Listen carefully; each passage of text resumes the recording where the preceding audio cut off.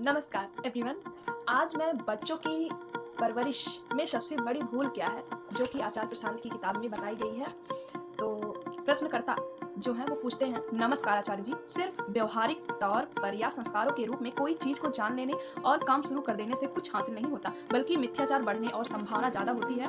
तो मैं इस चीज़ को समझना चाहूँगा कि एक शिक्षक के रूप में मैं अगर अपनी प्राइमरी या सेकेंडरी लेवल पर विद्यार्थी को पढ़ा रहे होते हैं तो इस सूत्र को कैसे लागू किया जाए। जैसे आप हमें कुछ बताते हैं तो हम तुरंत समझ जाते हैं, ठीक है। तो आचार्य प्रशांत जी अब क्या इसका जवाब देते हैं कि ये क्वेश्चन करने का मतलब क्या है कि अगर हम किसी लेवल पे पढ़ा रहे हैं, स्टूडेंट्स को पढ़ा रहे हैं, तो उसमें बच्चों को कैसे समझा सकते हैं कि जैसे आचार्य प्रशांत सबको बताते हैं, जैसे कि मुझे मतलब जब उनकी बातें समझ में आ जाती हैं तो मैं क्या करूँ एज अ शिक्षक के रूप में। मैं भी एक कोचिंग सेंटर में पढ़ाती हूँ, तो मेरा क्वेश्चन यही मतलब कि बच्चों को कैसे समझाऊँ कि मुझे उनको मेरी बात समझ में आ जाए।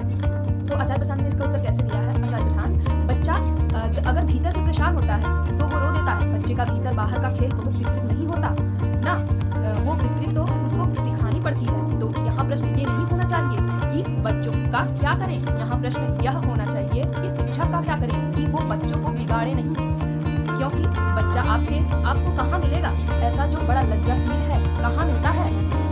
बच्चा तो जैसा है, अब आपको अगर चिल्लाने का मन है, उसका अगर चिल्लाने का मन हो वो चिल्ला देगा, उसका अगर रोने का मन हो वो रो देगा। आपको दबाव बन रहा है वो वायलेट कर देगा। आप सिनेमा हॉल लेकर जाते हैं, बच्चा कहाँ सोचता है कि क्या चल रहा है क्या नहीं, और उसको वहाँ रोना है तो रो देता है। और हो सकता है कि आप बहुत अच्छे आदमी हो, आप उसे गोद में लें, आपकी दाढ़ी भी खींच लेगा, आपको नहीं उसने पसंद किया तो नहीं पसंद किया, अब वो थोड़ी ही करेगा कि अरे अरे ये तो बहुत अच्छे हैं, आज टैगोर जैसे लग रहे हैं। तो अगली लाइन क्या समझाया, तो बच्चे तो होते ही ऐसे हैं कि जिन्हें लाज शर्म कुछ नहीं होती। आप उसे चड्डी पहना रहे हैं तो बार बार चड्डी उतार कर फेंक रहा है, आपको शर्म आ रही है कि अरे ये नंगा घूम गया बाहर, उसको थोड़ी ही शर्म आ रही है, फिर आप उसे शर्म सिखाते हो।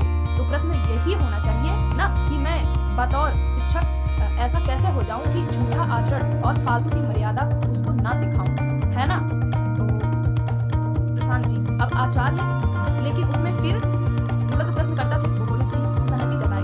अब आचार्य जी फिर से क्या समझा रहे हैं, लेकिन उसमें फिर ये भी साथ में प्रश्न पूछना पड़ेगा कि अगर उसमें जो बेहतरीन आनी है वो आचरण और मर्यादा से नहीं आनी है तो फिर कहाँ से आनी है, क्योंकि अभी हमारे पास ये तो रहता है ना कि हमने बच्चे को संस्कृत कर दिया।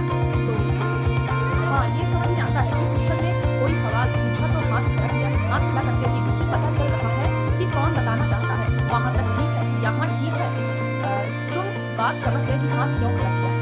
पर एक बात बताओ, जवाब देने के लिए हाथ ऐसे हाथ ऊपर की ओर बढ़ाते हुए, मतलब जो बच्चे हाथ खड़ा करते हैं, खड़ा किया तो घुसने के लिए ऐसे क्षैतिज दिशा में बाहर की ओर हाथ बढ़ाते हुए क्यों कर रहे हैं, मतलब ऐसे क्यों कर रहे हैं, कुछ बात होनी चाहिए ना। जैसे कि कक्षा में अगर पूछा गया कि किसी क्वेश्चन का आंसर जवाब देने के लिए किसी को आ रहा है, कुछ बच्चे होते हैं जिनको थोड़ा बहुत ना भी आ रहा होता है तो वो हाथ उठा देते हैं। अब उनके हाथ उठाने की दिशा कैसी होनी चाहिए, जिनको तो फ्रीक्वेंटली आ रहा है वो बता सकते हैं, वो तो सीधा अपना हाथ उठाएंगे, और जिनको लग रहा है कि हाँ सर बोलिए ठीक है, आपसे पूछा जा रहा है वो हाथ थोड़ा उल्टा पिछली तरफ ही करते हैं, जब से नीचे कर ली।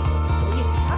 तो ये सारा दारोमदार शिक्षक का है, क्योंकि बच्चा अपने आप थोड़ी ही हरकत करता है, ये तो आप उसके दिमाग में डालते हो, कभी ऐसा करो कभी ऐसा करो, कभी ये दिखाओ कभी ऐसे करो, कभी लिख कर दिखाओ, ये सब नहीं बता रहे उसको। आप जब ये गिनती करने बैठेंगे ना, शिक्षक और भी अभिभावक भी कि हमने कितनी बातें बच्चों को ऐसे ही बता दी हैं जिसका वो अर्थ नहीं जानते, ना तो कोई तुक है ना तर्क है, बस बेड़ा गर्क है। तो आप हैरान हो जाते हैं कितनी ही बातें। अब आप कहते हो कि अगर स्कूल आना है तो ये यूनिफॉर्म पहनो, यूनिफॉर्म माने वर्दी, अब नीचे नीला निक्कर पहन रखा है और ऊपर सफेद शर्ट पहन रखी है, कुछ बताओ तो बात करो थोड़ी उनसे। और टाई है ऊपर लाल और सफ़ेद धारियाँ बनी हुई हैं, और बेल्ट पर भी ऐसी ही लाल सफ़ेद धारियाँ बनी हैं, ऐसे ही होता है। और काला जूता है, सफ़ेद मोजे हैं, हर जगह ऐसे ही। इसी के आप कुछ वेरिएंट प्रकार ले लीजिए, यही चलता रहता है। कुछ बात तो करो, क्या है, क्या दिखाना चाहते हो। तिरंगे के 3 रंग बताते हो तो ये भी बताते हो कि किसका क्या अर्थ है, अशोक चक्र क्यों होता है, उसमें कितनी तितलियाँ हैं, तीलियाँ हैं, सॉरी, उनका क्या प्रतीक है, सब बताते हो। तो ये आप जो स्कूल में उसको वर्दी पहना रहे हो, कुछ बताओ कि क्यों पहना दी, क्वेश्चन करो उनसे। ऐसे ही थोड़े ही वो पहन कर आ गया, ये क्यों, पर कुछ बात नहीं होती ना। ऐसा कुछ पूछा ही, मतलब बच्चों को समझाया नहीं जाता। वो मेरे ख्याल से 5-7 साल का होता होगा, इतना होते होते नमस्कार। अब इसके आगे मैं अगले वीडियो में बताऊंगी। धन्यवाद।